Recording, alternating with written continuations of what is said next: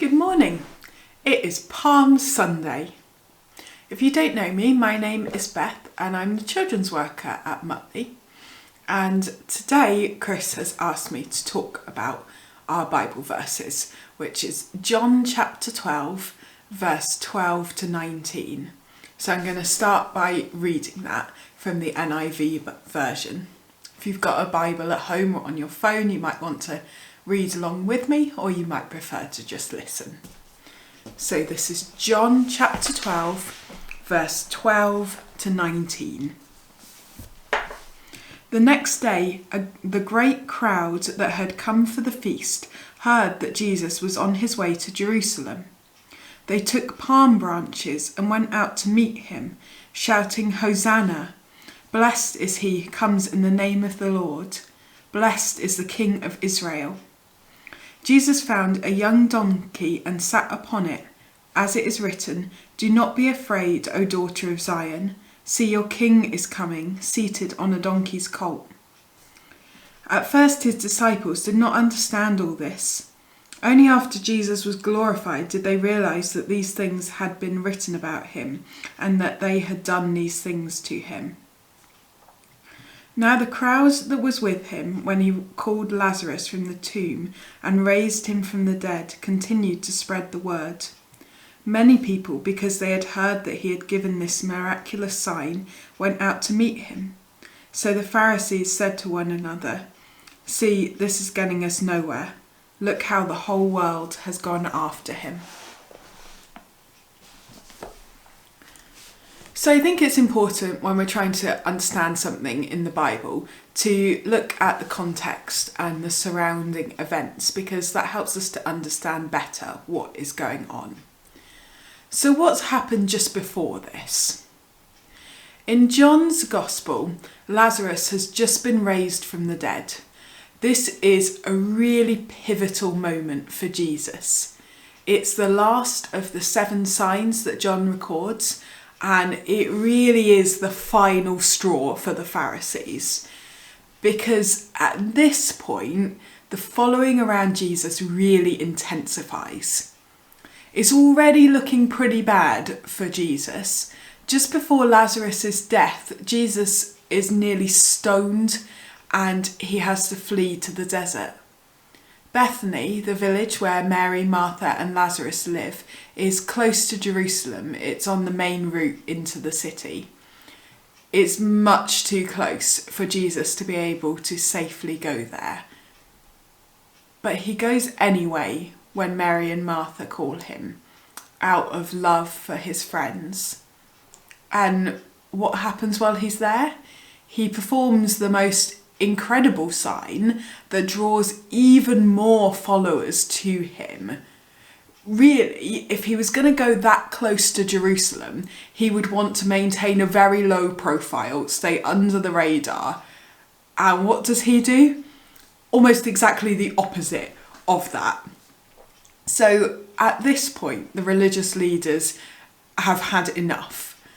Their plans are solidified in this moment, and the plot to kill Jesus changes from an opportunistic thing, if they can they will, like the earlier stoning, to a much more planned out thing. They want him gone and they're going to figure out how to do it. At this point, Jesus retreats to a small village on the edge of the desert and he stops moving around freely. That's in John 11:54. And there he faces a decision. Does he stay in hiding, or does he come out into the open and initiate the series of events that will lead to his own death? Of course, it's never really a question for Jesus. He knows the plan. He knows the significance of the Passover festival, where he will replace the Passover lamb once and for all. But I wonder how his disciples felt about it. I wonder if they were telling him to run and hide or just stay put until after the festival. I wonder how they felt when he declared he was going into Jerusalem anyway. Meanwhile, everyone has started arriving in Jerusalem, and there's no sign of Jesus. The religious leaders are talking to each other, wondering if he's coming at all. At this point, they've actually issued an arrest warrant of sorts. It says in John 11:57, the chief priests and Pharisees had given orders that if anyone found out where Jesus was, he should report it so that they might arrest him. Perhaps they think he's already in the city somewhere. Maybe he's snuck in amongst the crowds and is laying low somewhere ready to come out and incite rebellion. And then, in the midst of all of this anticipation, Jesus arrives. He's been in Bethany again with Mary and Martha and Lazarus. And this is significant because the presence of Jesus in Bethany has attracted a large crowd. He's not been seen publicly since he raised Lazarus from the dead, and now he's resurfaced, so to speak, in exactly the same place. Indeed, in this time, Lazarus himself has become something of a celebrity and is attracting crowds of his own accord, probably quite unwelcome to poor Lazarus. But they all want to see the man who is raised from the dead, so much so that the Pharisees have actually laid plans to kill Lazarus as well. So what we have here is an absolute melting pot of situations. You've got Jesus, who hasn't been seen in public since he raised Lazarus from the dead. Lazarus, who's been attracting attention because he was raised from the dead, and they're in the same room as each other. Add that to the fact that Jews have poured into Jerusalem from all over the place, and the whole place is in high festival spirit. You find yourself with what is effectively the religious leaders' worst nightmare. And then the whole lot of them, Jesus, the crowd that surrounded him at Bethany, come pouring into Jerusalem. It's almost comical if you look at it from the angle of how the religious leaders must have felt. They must have wondered if it was time to give up and go home. I think I would have done. Meanwhile, the party atmosphere is well and truly underway, and actually something quite interesting is happening. Have you noticed that we know the time of the year by our traditions? Imagine you suddenly find yourself at home and you have no memory whatsoever of what month it is. I think a few of us at the moment are actually struggling to remember what day of the week it is. But putting that aside, you have no idea what the month of the year is. Is it winter? Is it spring? Is it summer? Who knows? And you go into the living room in your house. I think if you found a large fir tree decorated with lights and ornaments and stockings hung on the mantelpiece, you'd be fairly safe to assume it's Christmas time. Probably December, maybe a little earlier. Whereas if you went into your living room and found a large pile of chocolate eggs, a nice vase of daffodils and a palm cross or two, you might happily decide it's Easter. I wonder what you'd make of it if you discovered a large fir tree covered with chicks and bunnies and one of your family members stuffing chocolate eggs into stockings. You'd probably think your memory was a little more addled than you'd originally supposed. But that was very much what happened here with Jesus. Both the palm leaves people are waving and the psalm they're singing are heavily associated with the festival or Feast of Tabernacles, but that takes place at harvest time. Waving palm leaves is also associated with Hanukkah, but that happens in midwinter. And this has become some kind of weird combination of festivals and celebration, in the midst of which Jesus is greeted as a returning, conquering king, which is the third use of palm leaves in Jewish culture. How interesting though that in Jesus, in this moment, has come a collision of the festival of Passover, in which the people remember that God saved them from death by killing a lamb in their place, and the festival of Tabernacles, where people remember that they lived in tents in the wilderness and God himself chose to tabernacle with them, to make his dwelling among them. Jesus really is the embodiment of both of those festivals. The religious leaders do not see that though. They see a world gone mad. And then Jesus does something that to them is truly unforgivable. He comes riding in on a donkey. He is making a very clear and very deliberate claim to being the Messiah. And while we might miss this sign, the Jews most certainly did not.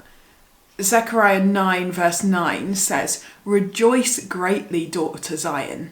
Shout, daughter Jerusalem. See, your king comes to you, righteous and victorious, lowly and riding on a donkey, on a colt, the foal of a donkey." This was a prophecy that pointed directly to the Messiah, and here Jesus makes a deliberate decision to fulfill it. He also uses this sign to describe what kind of Messiah he's going to be. Kings who rode on horses either went to war or came to bring war. Kings who rode on donkeys, however, rode in peace. Jesus claims to be a peaceful Messiah. This is not the kind of Messiah many people either wanted or expected. Many expected the sort of Messiah who would overthrow the rule of the Romans. And interestingly, the religious leaders actually feared the opposite to that. In chapter 11, verse 48, we learn that the leaders fear the Romans taking away their nation and their temple if everyone turns to follow Jesus. But Jesus does neither of these things.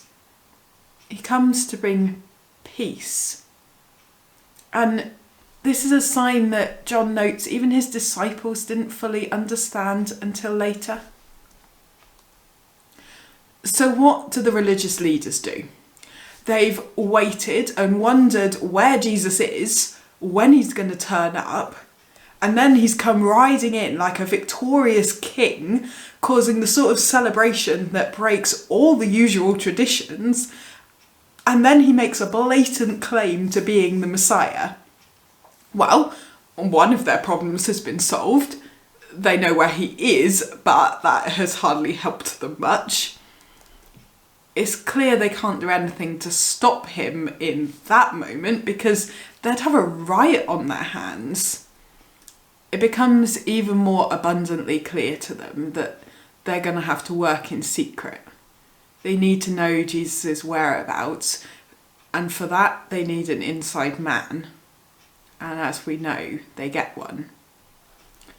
But for now, all they can do is watch, and they turn to each other and they say, "See, this is getting us nowhere.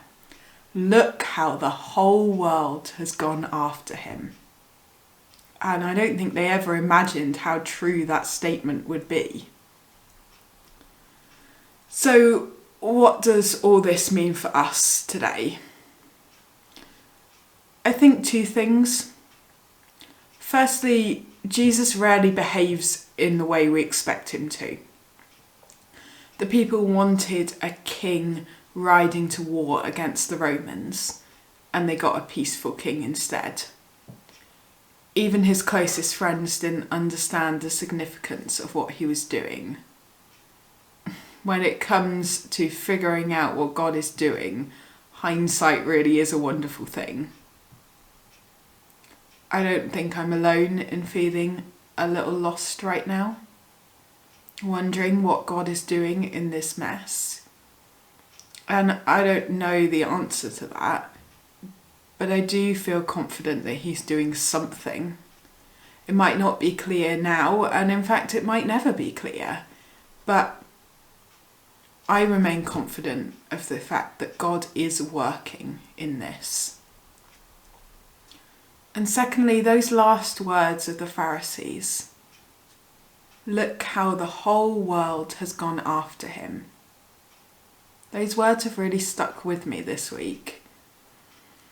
I don't think the Pharisees knew how true those words would be. And in a world where it seems like there's only one topic of conversation, only one issue on everyone's mind, let's not forget who's in charge. At the moment, the whole world is talking about coronavirus. But in the grand scheme of things, this is fleeting. That momentum that Jesus started never stopped. The whole world really did go after him and has continued to go after him for 2,000 years. It's Palm Sunday.